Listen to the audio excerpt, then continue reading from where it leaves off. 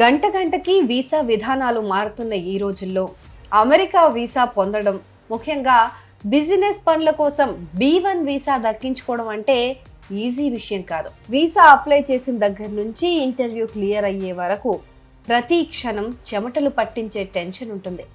Visa అధికారి మూడ్ని బట్టి వీసా వచ్చే పరిస్థితి ఉంటుంది.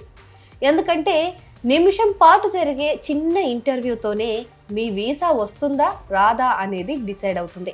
అన్ని సవాళ్లు దాటుకొని నెలల తరబడి వెయిట్ చేసి ఆఖరికి ఇంటర్వ్యూలో తడబడితే వీసా రిజెక్ట్ అయ్యే ప్రమాదం ఎక్కువగా ఉంటుంది. దీంతో సర్టిఫికేట్లు అన్నీ సరిగ్గా ఉన్నా కూడా బిక్కుబిక్కుమంటూనే ఉంటారు ఇంటర్వ్యూ అయ్యేదాకా చాలామంది. ఇలా గతేడాది కాలంగా ఢిల్లీలోని అమెరికన్ ఎంబసీలో ఎన్ని వీసా దరఖాస్తులు రిజెక్ట్ అయ్యాయో లెక్కే లేదు. అలాంటిది ఓ ఢిల్లీ వాసి మాత్రం చాలా ఈజీగా B1 వీసాను సాధించేశాడు. ఆయన ఇంటర్వ్యూలో ఇచ్చిన స్పష్టత, నమ్మకం, బలమైన ప్రొఫెషనల్ సపోర్ట్ ఉండటం వల్ల ఆయనకు వీసా ఈజీగా వచ్చిందని ఆయన చెప్తున్నారు. ఆయన వీసా ప్రక్రియ చాలా ఆశ్చర్యపరిచేంత వేగంగా జరిగిపోయిందట. జూన్ 22న DS-160 అంటే DS-160 ఫామ్ నింపి అపాయింట్మెంట్ బుక్ చేసుకున్న తర్వాత 2 రోజుల తర్వాతే అంటే జూన్ 24నే ఢిల్లీలోని వీసా అప్లికేషన్ సెంటర్లో ఆయనకు బయోమెట్రిక్ వెరిఫికేషన్ పూర్తి చేసుకున్నారు. ఆ తర్వాత జూలై 15వ తేదీన కాన్సులర్ ఇంటర్వ్యూ జరిగింది. జూలై 18 కల్లా వీసాతో ఉన్న పాస్పోర్ట్ ఆయన చేతికొచ్చేసింది. అంతా కలిపి ఓ నెల రోజుల్లోపే అయిపోయింది. ఆయన పనిచేస్తున్న కంపెనీకి అమెరికాలో కొన్ని ముఖ్యమైన బిజినెస్ మీటింగ్స్, స్ట్రాటజిక్ ప్లానింగ్స్ కోసం ఆయన హాజరు కావడం అత్యవసరం అయిందట.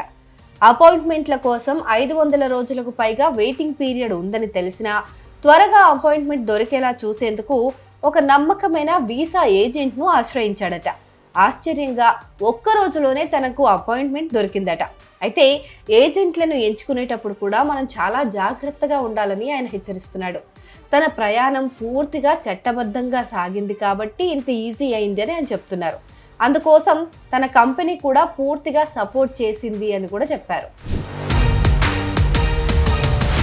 అయితే ఇంటర్వ్యూ రోజున ఆయన అమెరికన్ ఎంబసీ బయట పొడవైన క్యూ లైన్లో నిలబడి ఉన్నప్పుడు సుమారు 50 మందికి పైగా అభ్యర్థులు, ముఖ్యంగా మొదటిసారి అప్లై చేసుకున్న వారు చాలా మంది రిజెక్ట్ అవ్వడం గమనించాడు.